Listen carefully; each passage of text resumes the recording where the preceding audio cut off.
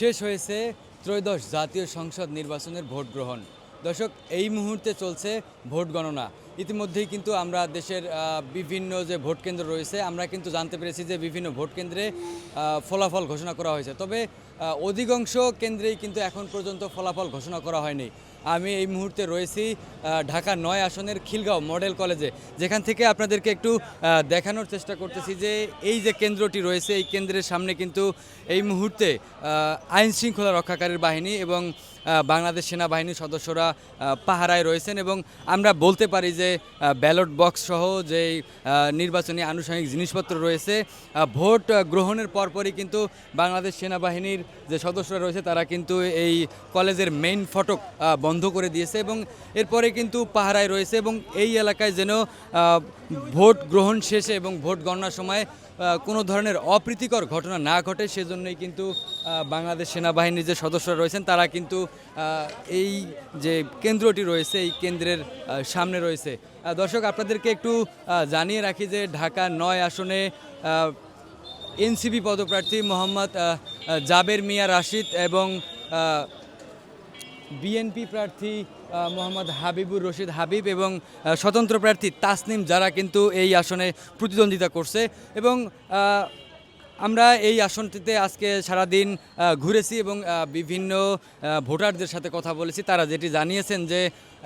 এই এলাকার যে সমস্যাগুলো রয়েছে সেই সমস্যাগুলো সমাধানে যেই প্রার্থী এগিয়ে আসবে, যেই প্রার্থী কাজ করবে তারা কিন্তু তাকেই ভোট দিবে, ভোট দিয়েছেন এমনটা কিন্তু আমরা শুনেছি এবং এখন আসলে টানা তৃতীয়বার অর্জন করেছে দেশের সেরা সুপার ব্র্যান্ড স্বীকৃতি বসুন্ধরা টিস্যু। দেখার বিষয় আসলে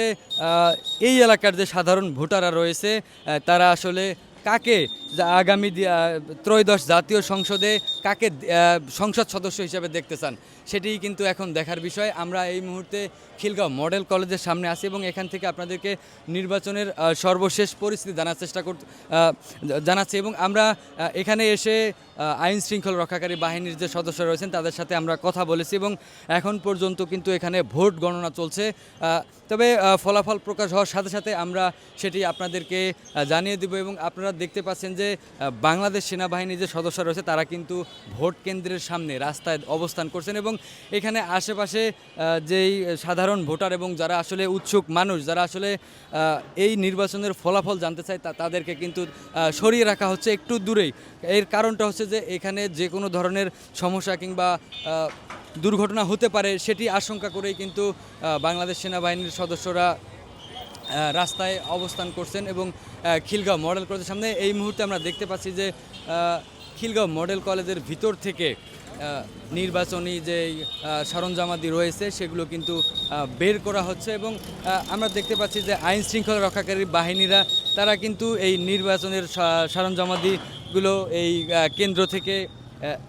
বের করে নিয়ে গেলেন এবং আমরা যতটুকু জানতে পেরেছি যে এই কেন্দ্রের ভিতরে এখন পর্যন্ত কিন্তু ভোট গণনা চলছে এবং যে কোনো মুহূর্তেই ফলাফল প্রকাশ করতে পারে এবং সেই ফলাফল প্রকাশ হওয়ার সাথে সাথে কিন্তু আমরা আপনাদেরকে সেই তথ্যটি জানিয়ে দিতে পারবো। দর্শক, খিলগাঁও মডেল কলেজ থেকে এই ছিল আমার কাছে সর্বশেষ তথ্য।